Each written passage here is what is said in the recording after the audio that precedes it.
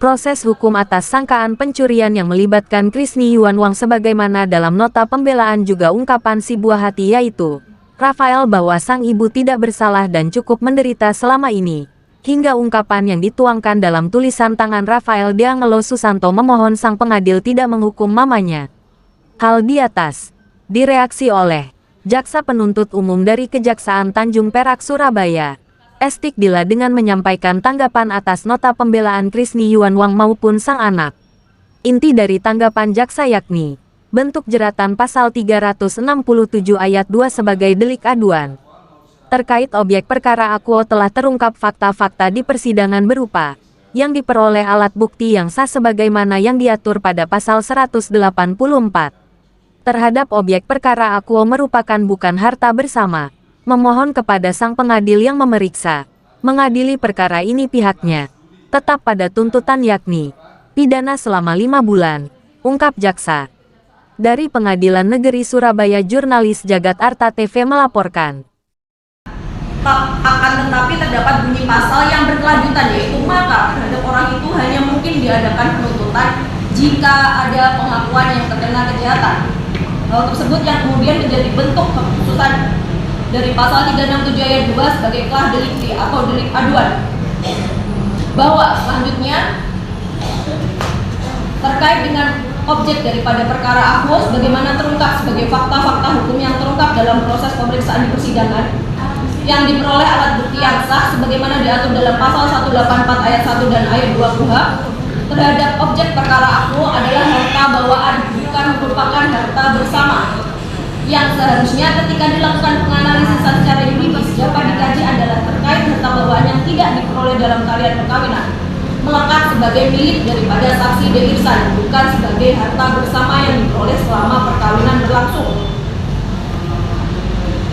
Bahwa ketika merujuk pada perkara akuo sebagaimana telah memperoleh jurisprudensi sebagaimana telah disusun oleh penuntut umum dalam bracket ini, ketika tindak pidana pencurian dalam keluarga hanya menuntut suatu putusan mengenai status pisah meja, pisah harta, dan pisah ranjang untuk memiliki kekuatan hukum tetap, maka terhadap perkara tersebut tidak dapat hanya melakukan kajian daripada satu tolak ukur saja. Yang dimaksud dalam pasal 367 ayat 2 KUHP harus dapat diterapkan dengan berbagai koherensi dari berbagai bentuk perbuatan yang tidak hanya kita melihat dari satu tolak ukur saja, melainkan melihat secara utuh sehingga dapat dibedakan secara normatif, kualitatif tindak pidana pencurian biasa dan perbedaan dari tindak pidana pencurian dalam keluarga, sehingga sesuai dengan fakta hukum yang relevan secara yuridis yang terungkap selama proses pemeriksaan di persidangan telah memenuhi unsur pidana di dalam pasal 367 ayat 2 KUHP. Oleh karena itu terdakwa harus dijatuhi pidana sebagaimana dengan perbuatan yang ditimbulkan.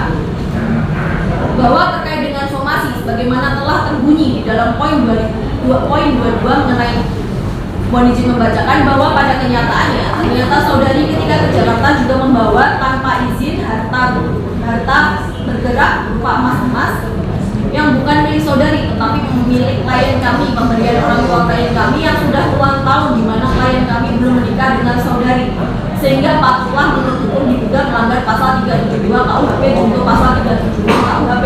Berdasarkan bunyi mengenai somasi tersebut tidak hanya dalil mengenai pencabutan laporan sebagaimana argumentasi yang tertuang di dalam nota pembelaan, melainkan pula juga menyangkut dengan objek daripada perkara akuo yang memenuhi kualifikasi daripada pasal 367 ayat 2 KUHP.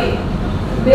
Mengenai kesimpulan dalam nota pembelaan yang disampaikan oleh tim penasihat hukum terdakwa bahwa dalam sistem peradilan pidana atau biasa kita sebut dengan criminal justice system, kedudukan penasihat hukum sangatlah penting dan terhormat karena bersama-sama melakukan penegakan hukum untuk mencari kebenaran atau keadilan baik terhadap terdakwa maupun korban. Kebenaran bukan berarti suatu pembenar, dan keadilan bukan hanya dilakukan terhadap terdakwa Krisni Yuan Wang M.M. saja, tetapi juga kepada korban. Itulah sebab dalam tugas atau fungsi kepengacaraan KUHP tidak mengemukakan istilah pembela, akan tetapi penasehat hukum, artinya menasihati dari segi yuridis. Misalnya, ketika suatu perbuatan secara terang dilakukan adanya tindak pidana yang memenuhi kualifikasi daripada suatu perbuatan yang dilanggar, tidak hanya berkonotasi sebagai seorang pembela, melainkan memberikan tanggapan secara yuridis normatif untuk tidak serta-merta menghapuskan mengenai alasan pemaaf dan alasan pembenar dari perbuatan yang dilakukan oleh terdakwa. Bahwa dari sisi kemanusiaan, penuntut umum berempati dan bersimpati kepada terdakwa Krisni Yuanwang dikarenakan merupakan korban dari suatu tindak pidana terhadap peristiwa kekerasan dalam rumah tangga. Namun tidak serta-merta hal tersebut kemudian dikatakan bahwa perbuatan yang dilakukan oleh terdakwa dapat dibenarkan, serta terhadap perbuatan yang dilakukan oleh terdakwa tidak ditemukan alasan pemaaf maupun alasan pembenar sebagaimana diatur dalam peraturan perundang-undangan. Hukum tidak hanya melihat secara sepihak, melainkan harus melihat secara utuh, koheren dan konsekuen terhadap suatu tindak pidana. Bahwa terkait dengan alasan pembenar maupun alasan pemaaf sebagaimana ketentuan dari pasal 44 KUHP, pasal 48 KUHP, pasal 49 KUHP, pasal 50 KUHP dan pasal 51 KUHP terhadap diri terdakwa tidak ditemukan daripada alasan penghapus pidana sebagaimana diatur dalam undang-undang. Oleh sebab itu, semua perbuatan terdakwa dapat dipertanggungjawabkan sendiri oleh terdakwa dan tidak ditemukannya adanya alasan penghapus pidana dari segala perbuatan yang dilakukan oleh terdakwa. Bahwa pada pokoknya penuntut umum tetap berpendapat dan berpokok pada surat tuntutan yang telah disusun dan dibacakan. Untuk analisis yuridis selanjutnya dianggap dibacakan majelis. Kesimpulan, Majelis Hakim yang terhormat, tim penasihat hukum dan terdakwa yang kami hormati dan pengunjung sidang yang kami hormati, berdasarkan uraian kami penuntut umum atas pledoi dari penasihat hukum terdakwa dan terdakwa, kami penuntut umum dalam perkara ini menyatakan tetap pada tuntutan yang telah kami bacakan dan sampaikan pada sidang hari Senin tanggal 26 Juni 2023 dan sekali lagi memohon kepada Majelis Hakim Pengadilan Negeri Surabaya memeriksa dan mengadili perkara ini memutuskan satu, menyatakan terdakwa Krisni Yuanwang M.Com terbukti bersalah secara sah dan meyakinkan melakukan tindak pidana sebagaimana diatur dan diancam pidana dalam dakwaan penuntut umum melanggar pasal 367 ayat 2 KUHP. 2. Menjatuhkan pidana terhadap terdakwa Krisni Yuanwang M.Com dengan pidana penjara selama 5 bulan dengan perintah terdakwa ditahan. 3. Menyatakan barang bukti berupa 1 cincin star safir korundum 6.24 karat berwarna biru dikembalikan kepada saksi Dewisan Pribadi Susarto. 9 lembar soma asli pertama dan terakhir nomor 0126/TFB strip 9 strip 2021 tanggal 30 November 2021.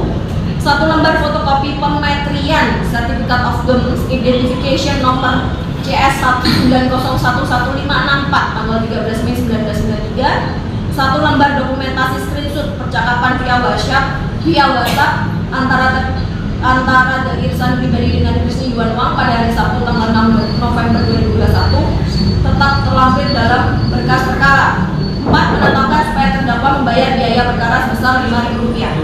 Demikian pendapat penuntut umum terhadap nota pembelaan dari penasihat hukum dan terdakwa Krisni Yuanwang M.Com dalam perkara ini. Selanjutnya kami penuntut umum menyerahkan sepenuhnya kepada Majelis Hakim yang terhormat dengan harapan dapat kiranya memberikan keputusan yang tepat dan yang seadil-adilnya.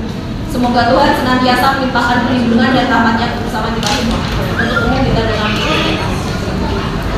mohon izin majelis untuk lampiran putusannya nanti saya susunkan dari jurisprudensi yang ditemukan oleh penuntut umum yang telah tertuang di dalam replik ini. Ada. Nanti saya lagi dicetak hasilnya. Ya. Rangkap 3. Rangkap 3. Jurisprudensi. Mana? Ya. Demikian ya, kita sudah dengar tadi replik ya di umum. Kemudian disini kami sampaikan bahwasanya saudara Dewisan Pribadi Susarto mengirim surat bahwasanya yang bersangkutan berkenan untuk mencabut pengaduan. Saya sudah dapat ya. Siapa Dewisan? Itu ada suratnya. Tidak mencabut perkara pidana. Nanti akan dikembangkan ya. Sudah proses dan memasuki tahap teknik. Jadi untuk untuk PH silakan untuk menanggapinya dalam publik ya. Boleh. Ya, silakan. Dan mau kalah sama jaksa dia mau apa tadi nyetak buku ya? Jurisprudensi. Satu-satu aja satu. Putusan.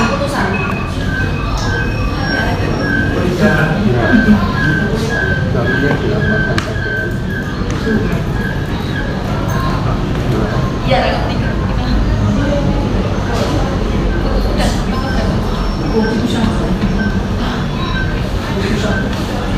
Putusan satu aja. Putusan, iya. Kasasi.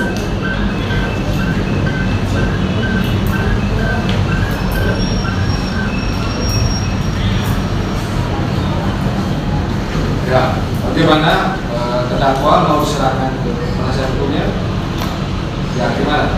Terima kasih majelis atas replik yang disampaikan oleh jaksa penuntut umum setelah saya bicara diskusi dengan klien.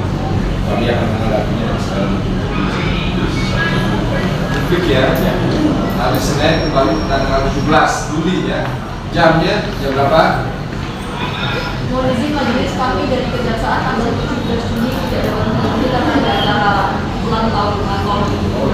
Tanggal berapa dibuka? Pembukaan dari tanggal 24 Juni. Iya. Sebelum kegiatannya. Seni kegiatannya sampai Aku juga sebulan malah. Kalau itu sebulan. tunjuk majelis. Mohon Kita tetap kebijaksanaan. ada hadir cuma masa nanti sebelum sidang. Saya kirimkan pertama dari sidang ke Jari dan Kejati. File tinggal ibu seminggu. Bila hadir lah itu jam 1. Iya. Pasien itu. Siap. Hasilnya tanggal 17 Juli jam berapa? Jam 1 siang. Siang ya. Sehari nongol satu paginya. Iya, siap. Jam 1 ya. Nanti hadir juga pada pertama